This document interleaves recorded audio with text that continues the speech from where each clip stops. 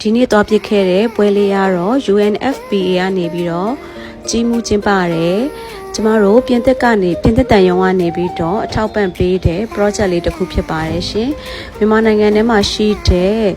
SME small business လုပ်နေတဲ့အမျိုးသမီးတိုင်းအတွက်ကျင်းပတဲ့ပွဲလေးဖြစ်ပါတယ်ရှင်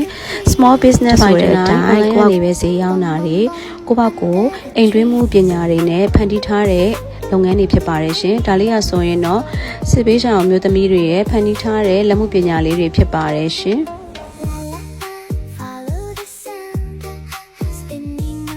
အားတော့ UNFPA ရပါရှင်ဟုတ်ကဲ့အခုဒါဆိုရင်တော့ရှေ့ project တွေမှာထောက်ပံ့ပေးထားတဲ့ project တွေဖြစ်ပါတယ်အခုဆိုရင်တော့ပထမပိုင်း semester လေးပြီးပါပြီရှင်ပြီးတော့ရောက်တာနဲ့ကျမတို့စားတောက်စရာကိုလည်းမပူရပါဘူးရှင်ဒါကတော့ကျမတို့ပကြီးဆွဲတဲ့ကဏ္ဍလေးဖြစ်ပါတယ်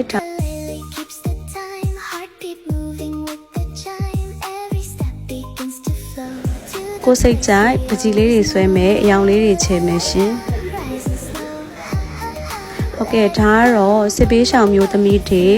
ခန္ဓာကိုယ်မတန်ဆွမ်းတဲ့မျိုးသမီးတွေကနေပြီးတော့လှုပ်ထားတဲ့လက်မှုပညာလေးဖြစ်ပါတယ်အခုဆိုရင်တော့မတ်ဂျက်စီကာမိုးဆက်ရဲ့သူ့ရဲ့ကဏ္ဍလေးဖြစ်ပါတယ်အခုဆိုရင်တော့လက်မှုပညာအနေနဲ့ကိုယ်တိုင်ပန်းလေးတွေကိုဖန်တီးလို့ရပါတယ်ရှင်အခုဆိုရင်တော့လှပတဲ့တော့ပတ်ကလေးရဖို့အတွက်ကိုယ်စိတ်ထဲမှာရှိတဲ့အချက်လေးတွေကိုရေးမှဖြစ်ပါတယ်ရှင်ဒီဆိုင်ကနေပြီးတော့ပစ္စည်းလေးတွေကိုအားပေးခြင်းဖြင့်ကိုခန္ဓာမတန်ဆွမ်းတဲ့သူတွေစစ်ပေးရှောင်မျိုးသမီးလေးတွေအတွက်ကျမကဒီလိုကလစ်လက်လလေးတွေကိုဝယ်ခဲ့ပါတယ်တစ်ခုကို2000ပေးရပါတယ်ရှင် AI ကဏ္ဍလေးပါဟောမမလာလာဂျက်စီကာမိုးဆက်နဲ့ရိုက်ခဲ့ခြင်းဖြစ်ပါတယ်ရှင်နောက်ထပ်ပြီးတော့အကိတ်မဘာတင်တန်းနေတက်မလဲကြည့်ပေးကြပါအောင်ရှင်